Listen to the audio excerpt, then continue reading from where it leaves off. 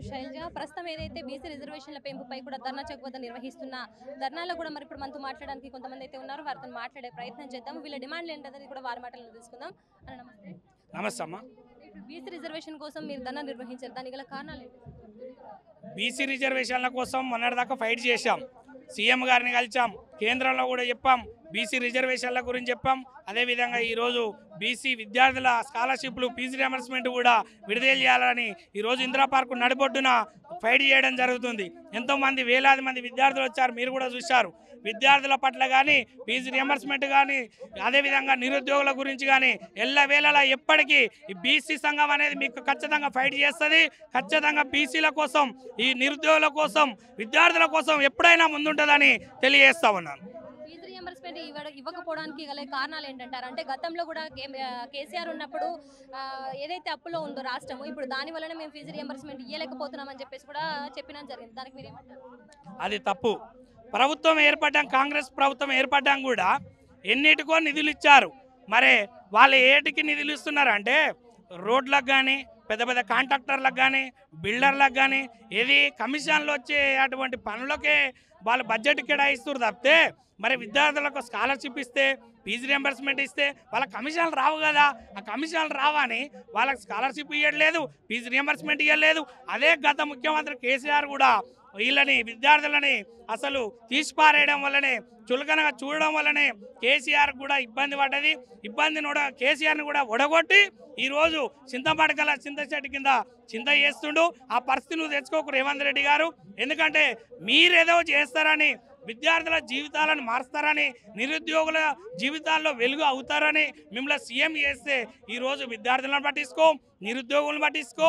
అసలు రియల్ ఎస్టేట్లను అయితే అసలు రోడ్లకే వదిలేసినావు. అసలు జనం ఎట్టునంటే మార్కెట్ అంతా అతలాకుతలమైంది. కానీ నువ్వు, నీ క్యాబినెట్, నీ మంత్రులు, నీ ఎమ్మెల్యేలు మాత్రం సుఖంగా ఉండగానే ప్రభుత్వం మంచిగా ఉన్నట్టు కాదు. ఈరోజు ఇందిరా పార్క్ కాడ వేలాది మంది విద్యార్థులు ధర్నా రాస్తారోకో చేస్తున్నారంటే నీ ప్రభుత్వం మీద ఎంత నెగిటివ్ ఉంది, నీ ప్రభుత్వం మీద ఎంతమంది ఎగనెస్ట్గా ఉన్నారని తెలుసుకోవాలని తెలియజేస్తా ఉన్నాను. గతంలో కేసీఆర్ ప్రభుత్వంలో ఫీజు రియంబర్స్మెంట్ ఎక్కడ ఆగిన దాఖలాలు మనం చూడలేదు. కానీ ఇప్పుడు కాంగ్రెస్ ప్రభుత్వం వచ్చిన తర్వాతనే ఫీజు రియంబర్స్మెంట్ ఆగుతుంది. అలాగే పిల్లల చదువులకు కూడా అడ్డుపడుతుంది. దీని ఏ విధంగా కేసీఆర్ ప్రభుత్వంలో కూడా కొంతవరకు చేశాడు. మళ్ళీ కేసీఆర్ గారు కూడా ఒక 3 సంవత్సరాలు గాలికి వదిలేశాడు. అసలుకి కేసీఆర్ 3 సంవత్సరాలు గాలికి వదిలేసిండనే కాలేజ్ యజమాన్యాలు విద్యార్థులను నానా రకాలుగా ఇబ్బంది పెడుతున్నారు. వాళ్ళని క్లాస్ రూమ్లో ఉండి స్టడీ చేస్తుంటే కూడా వాళ్ళ పేర్లు చెప్పి వాళ్ళని లేపి 10 మందిలో అడగడం వల్ల వాళ్ళు ఎంతో మానసికానికి గురై ఎంతోమంది విద్యార్థులు మొన్న నారాయణలో, శ్రీచైతన్యలో, గాయత్రిలో, ఎస్ఆర్ కాలేజీలో ఎంతోమంది చనిపోయారు. చనిపోతే కూడా మేము పోయి ప్రశ్నించడం జరిగింది.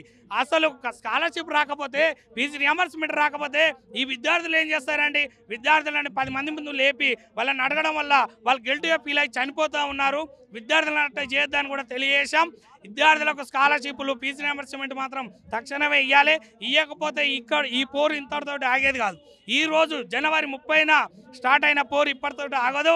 ఇది ఎమ్మెల్యేల ఇళ్ళను కానీ, మంత్రుల ఇళ్ళను కానీ, ఎవ్వరి సీఎం ఇళ్ళను కానీ అవసరమైతే సెక్రటరియట్, అసెంబ్లీని కూడా ముట్టడిస్తామని తెలియజేస్తా ఉన్నారు. గురుకులమా?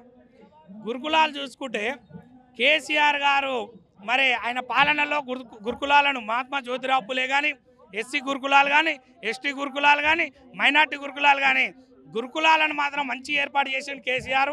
ఆయన ఉన్నంత వరకు అయితే గురుకులాలను కన్న పిల్లలాగా చూసుకున్నాడు.